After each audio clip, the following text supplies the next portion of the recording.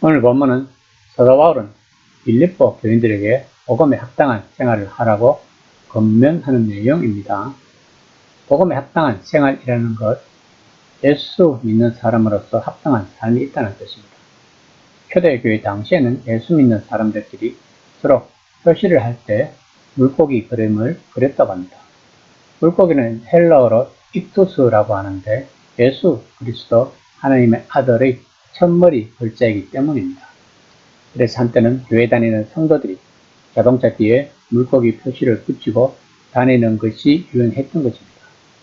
예수 믿는 사람들은 겉으로는 현저하게 표시가 나지 않을지라도 그 사람 안에 분명히 어떤 변화가 있는 사람들입니다.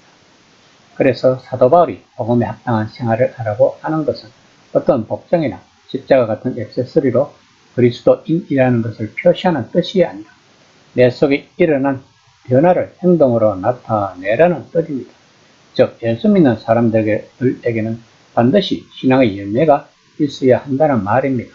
그래서 사도 바울은 그리스도인다운 행동이 있다고 말합니다. 1장 27절입니다. 오직 너희는 그리스도 복음에 합당하게 생활하라. 이는 내가 너희를 가보나 떠나 있으나 너희가 한 마음 서서 한 뜻으로 복음의 신앙을 위하여 협력하는 것과, 여기서 그리스도 복음에 합당하게 생활하라 해서 합당하게 생활하라는 말은 헬라어로 폴리투에스테라는 단어인데 시민다운 행동을 하다는 뜻을 가지고 있다고 합니다.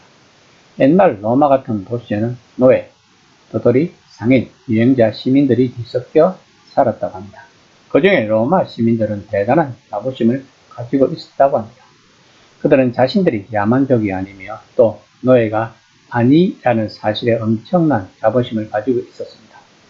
이 세상 제국의 시민인 것도 자랑거리가 되는데 하물며 천국 시민인 것이 얼마나 큰 자랑거리가 되겠습니까? 사도는 먼저 이런 인식을 전제로 하고 그리스도의 복음에 합당한 생활을 하라고 권하고 있는 것입니다. 여기서 복음에 합당한 생활을 하라는 것은 겉으로 그리스도인이라는 표시를 붙이고 다니라는 뜻이 아닙니다.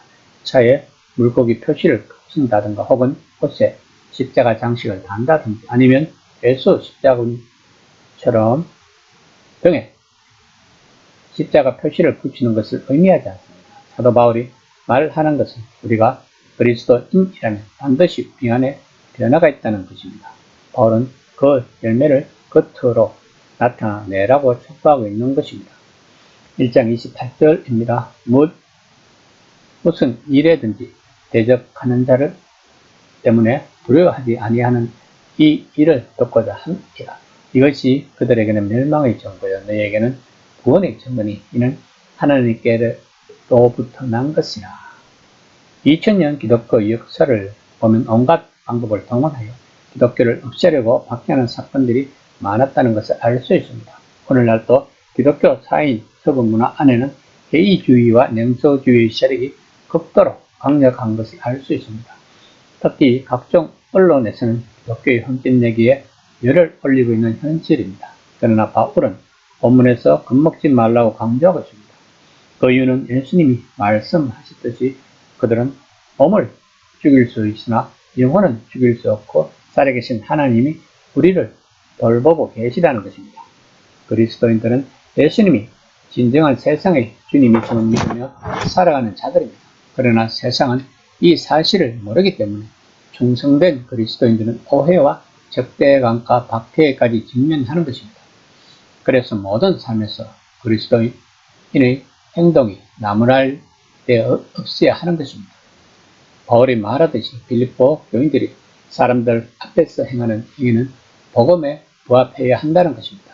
그들은 예의 없다거나 천박하다거나 점잖지 못하다는 평판을 들어서는 안 된다는 것입니다. 1장 29에서 30절입니다.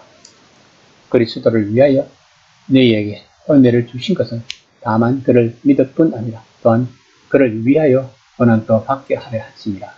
너희에게도 그와 같은 사움이 있으니 너희가 내 안에서 본 바요 이제도 내 안에 듣는 바니라.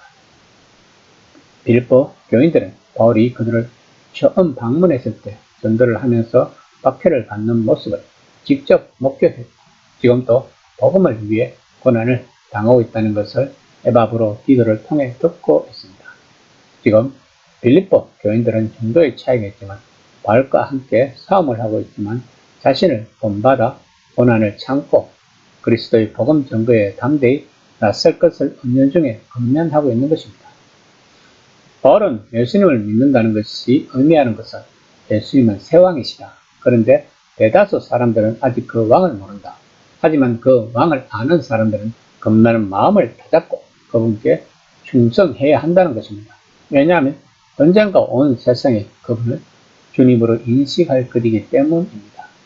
그러므로 그들의 충성 자체로 그들이 전파하는 메시지가 진실이라는 표지가 된다는 것입니다. 그러므로 그들의 고난 역시 그렇다는 것입니다. 즉 그들이 정말 예수님께 충성한다면 조만간 고난이 닥치게 되어 있다는 것입니다. 복음에 반대하는 세상은 길에서 벗어나 자신들과 보조를 맞추지 않는 충성된 그리스도인들을 공격할 것입니다. 이것은 오늘날 또한 마찬가지입니다. 우리들이 세상의 사람들에게 냉대와 따돌림을 받고 있다면 우리들은 그리스도인의 삶을 잘 살아가고 있는 것입니다.